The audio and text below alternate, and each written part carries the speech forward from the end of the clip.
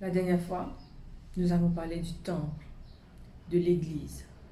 Comment Dieu nous appelle chaque semaine à nous rendre dans sa maison pour être en communion avec lui. Aujourd'hui, nous allons voir un autre aspect qui est le temple du Saint-Esprit. Qu'est-ce que Dieu veut dire par le temple du Saint-Esprit? Qu'est-ce que la Bible comprend par cela? Alors, nous allons étudier cela aujourd'hui.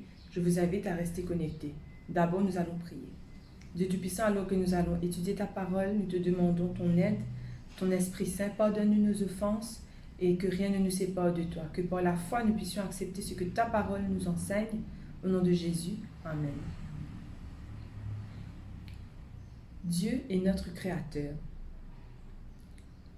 Étant donné qu'il est notre Créateur, il nous a donné un manuel pour le bon fonctionnement de notre être, sur tous les plans, physique, mental, émotionnel, spirituel. Lorsque nous lisons le livre des Proverbes, il nous donne plusieurs conseils et nous verrons quelques-uns aujourd'hui. Comment devrait être notre caractère, comment nous devrions choisir nos relations. Beaucoup de détails, beaucoup d'enseignements, de conseils. À travers l'histoire des rois, des prophètes, par leurs erreurs qu'ils ont faites, par les choses positives qu'ils ont faites, nous avons des leçons. Nous pouvons nous appuyer sur leur expérience vécue pour éviter les erreurs qu'ils ont faites et aussi pour répéter, pour reproduire ce qui a réussi dans leur vie. Donc nous allons étudier comment faire que nous soyons heureux, bien dans notre corps, dans notre être, dans notre émotion, dans notre spiritualité et quels conseils la Bible nous donne pour que nous puissions être heureux et bien sur cette terre.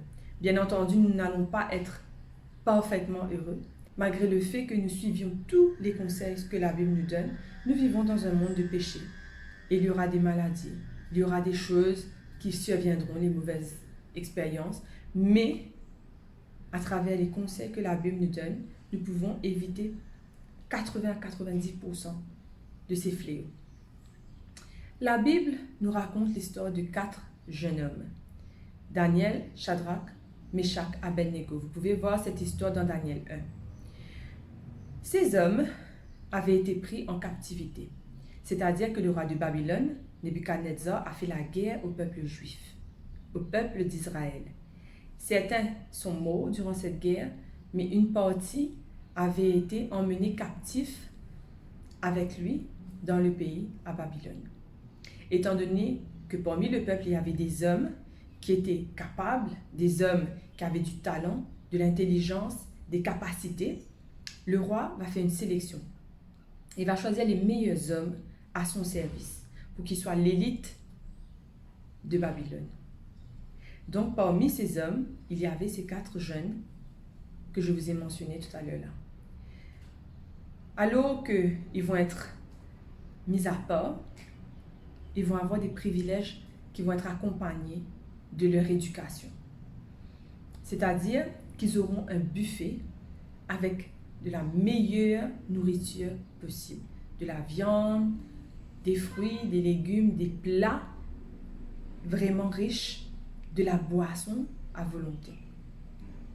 Mais Shadrach, Meshach, Abednego et Daniel, ils avaient reçu un enseignement. Ils avaient reçu une éducation. Ils savaient ce qu'ils devaient manger et ce qu'ils devaient éviter de consommer. Des plats qu'ils savaient étaient nocifs pour eux. Donc, ils ont refusé de manger certaines nourritures. Et le responsable, quand il a vu ça, il va dire « Mais pourquoi est-ce que vous refusez de manger tout ce qu'il y a de préparé pour vous? C'est bon pour vous. Ça vous aidera à être plus fort. » Mais ils ont refusé. Et ils ont demandé au responsable de les donner 10 jours. Pendant ces 10 jours, ils allaient manger des fruits, des légumes et boire de l'eau. Après ces 10 jours, lorsque le responsable est venu, pensant qu'ils allaient être faibles et fatigués, il les a vus au contraire plus forts que ceux qui avaient mangé toutes sortes de viandes sur la table et toutes sortes de boissons. Et il va voir que ces hommes, non seulement ils vont être plus forts physiquement, mais ils vont être aussi plus forts mentalement, intellectuellement.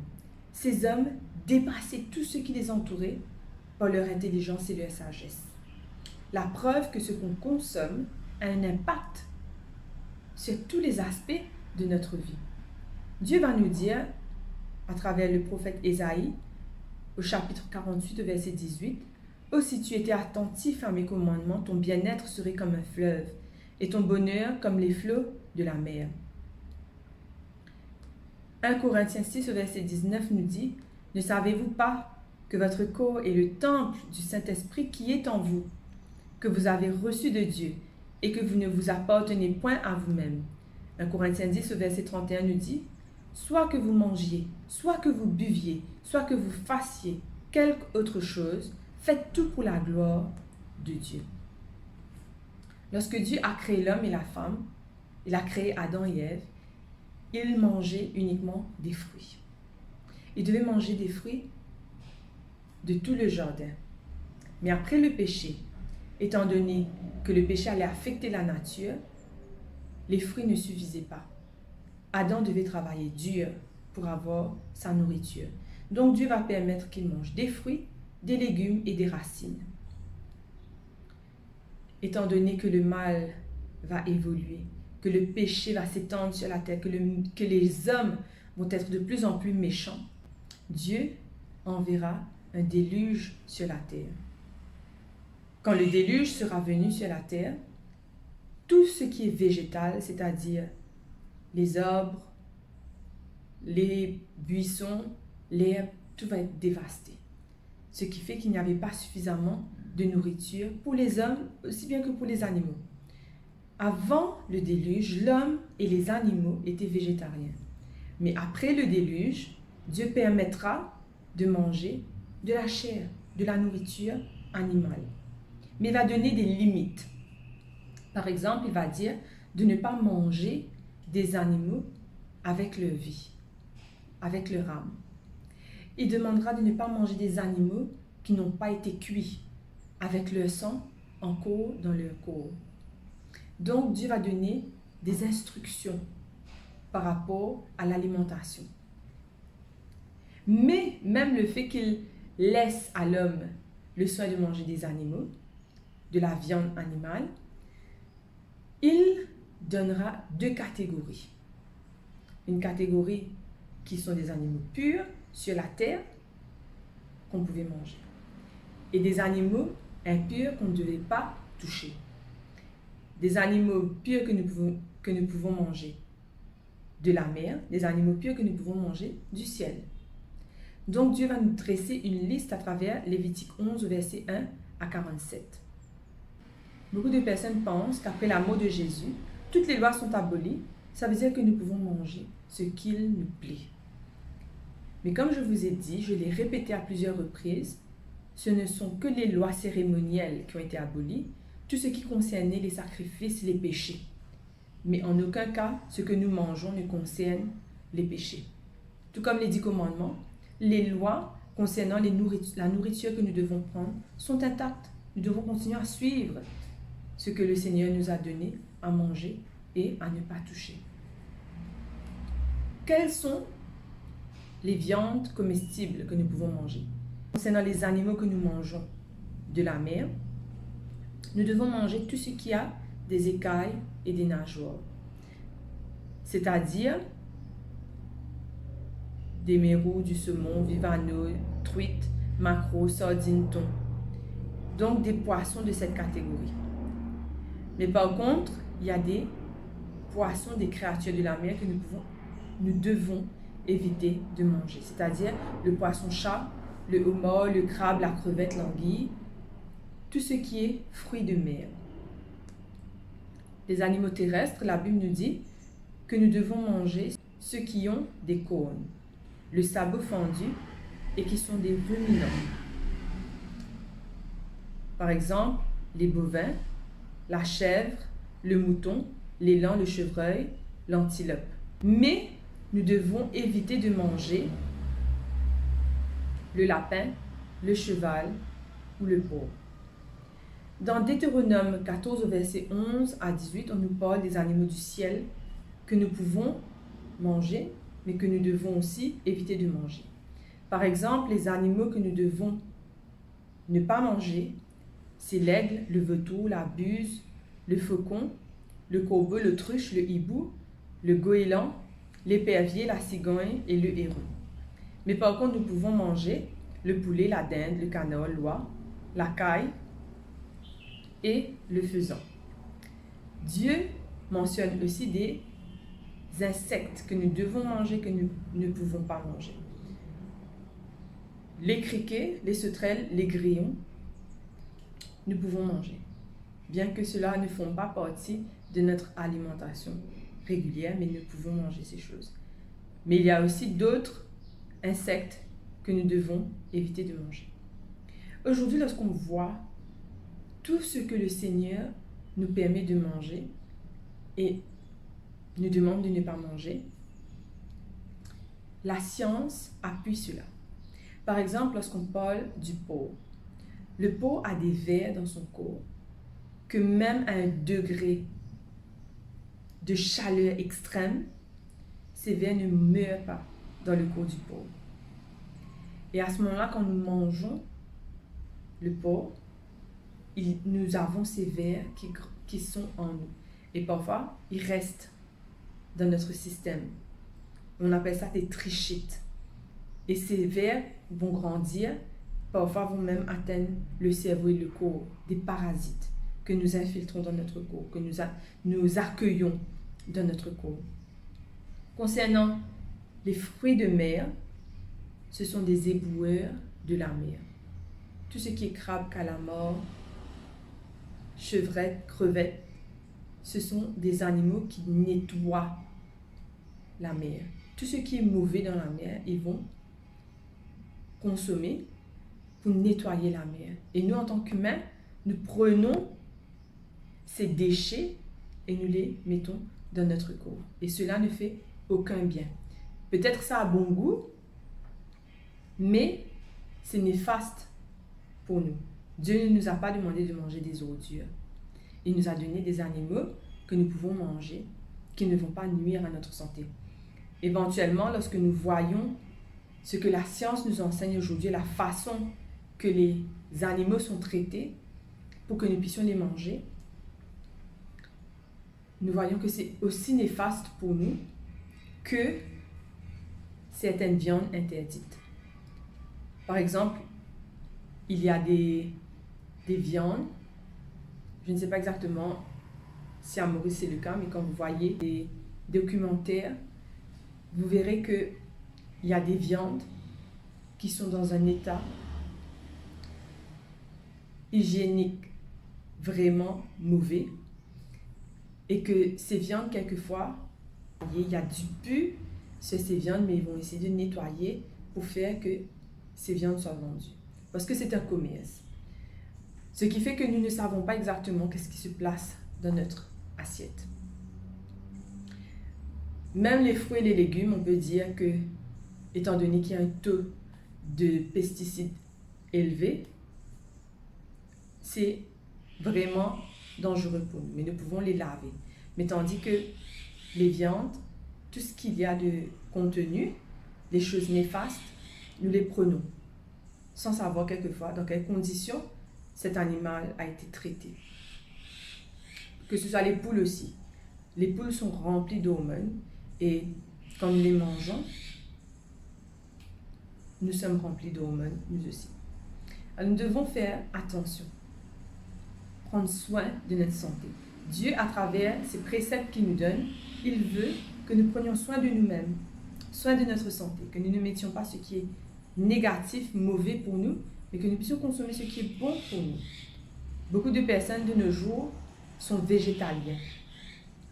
Parce que non seulement le fait de manger de la viande est risqué, parce qu'il y a des épidémies que nous pouvons attraper, des maladies, la grippe aviaire, la vache folle, ainsi de suite. D'autres complications par rapport à cholestérol, ainsi de suite. Mais non seulement cela, mais il y a aussi les conditions dans lesquelles vivent ces animaux. Par exemple, les bœufs, les vaches laitières, on les exploite au maximum jusqu'à ce qu'elles meurent. Les veaux, on les prend et on les tue. Et les mères, elles sont en souffrance par rapport à cela. Et bien sûr, lorsque on traite les vaches, il y a beaucoup de pus, beaucoup de substances qui est mélangée, qui fait que le lait aussi, quelquefois, nous devrions faire attention à ce que nous prenons. Mais non seulement il y a ces éléments-là, il y a la cruauté envers les animaux aussi. Les poules vivent les unes sur les autres, elles meurent, les autres les piétinent, elles restent dans l'obscurité totale et elles sont remplies d'hormones, elles ne peuvent même pas manger. Les bœufs, la viande, les bœufs, les vaches, elles aussi sont maltraitées, sont malmenées, sont dans des situations horribles. Tout ça pourquoi? Pour que nous puissions avoir de la viande. Et il y a une cruauté qui se passe à travers le monde, un abus et qui affecte aussi l'environnement. Donc il y a beaucoup de végétaliens maintenant qui, par rapport à la cruauté, mais aussi à la qualité de la viande, ils préfèrent arrêter parce que plus il y a de demandes de viande, plus ces marchés vont grandir et plus il y aura de la cruauté. Donc ce sont des raisons pour lesquelles beaucoup d'humains, beaucoup d'hommes ont décidé d'arrêter de manger de la viande. Concernant l'alcool, le tabac et les drogues, que nous dit la parole de Dieu? Alors déjà concernant l'alcool, la Bible ne dit pas de nous abstenir complètement. Vous allez voir tous les versets, la Bible ne nous met pas une restriction totale, il ne nous dit pas non, ne bois pas. Mais il nous donne énormément de conseils, beaucoup d'avertissements concernant l'alcool. Déjà, la première personne à être saoule dans la Bible, c'était Noé. Ce sera le premier, à ce que la Bible nous dit, qui a commencé à écraser des raisins, qui a fait du jus. Et ce qui s'est passé, c'est que le jus a été fermenté. Et le terme qui est utilisé en grec, c'est ionos. Et même le terme en hébreu, le vin et le jus de raisin ont le même mot. Donc on ne sait pas exactement si c'est alcoolisé ou non alcoolisé. Mais la Bible nous dit que quand nous prenons du vin alcoolisé, les résultats sont désastreux. Par exemple, pour Noé, il a bu, il était saoul, il était nu. Et son fils Cam va le voir nu et il va être maudit à cause de cela. Parce qu'il a vu son père nu, ce qui ne se faisait pas à cette époque-là. Un deuxième exemple, c'était l'exemple de Lot. Lot vivait à Sodome et Gomorrhe, un pays qui était vraiment dans la corruption, qui était dans le mal, dans le péché. Et lorsqu'il va s'enfuir avec ses deux filles, sa femme va mourir, ses deux filles vont le saouler et vont coucher avec lui. Ce qui fait qu'il y aura des enfants par inceste, Amnon et Moab. Et cette descendance, ce seront des ennemis du peuple de Dieu. Ils vont aller faire le mal complètement. Donc on voit les effets du vin, de l'alcool. Donc, la Bible nous donne plein d'avertissements, d'exemples où ça s'est très mal fini à cause de l'alcool. La Bible nous dit dans Ésaïe 5 au verset 11, « Malheur à ceux qui, dès le matin, se ruent sur les boissons fortes et tard le soir, encore s'échauffent avec du vin. » Beaucoup de personnes vont dire, Dieu a créé les raisins, donc quelque part Dieu a créé l'alcool et on ne peut pas ne pas s'empêcher d'en boire. Mais si on va dans cette optique-là, Dieu a créé des raisins, nous mangeons des raisins. Nous pouvons boire du jus de raisin. Mais l'alcool, sachant les conséquences graves, mais nous les prenons quand même. Nous pouvons dire que oui, Dieu a créé un lion, Dieu a créé un requin, Dieu a créé un tigre. Mais est-ce que cela veut dire qu'on va aller pour faire un câlin et pour caresser un lion, un tigre ou un ours? Quelquefois, nous devons utiliser notre matière grise, notre intelligence, et se dire que oui, il y a beaucoup de choses qui ont été créées, mais ce n'est pas forcément que nous devons aller vers ces choses-là automatiquement. Dieu a créé un cactus, mais logiquement, mais je ne vais pas aller pour me coller à un cactus. Donc, il y a des choses logiques que nous devons utiliser avec les éléments que nous avons.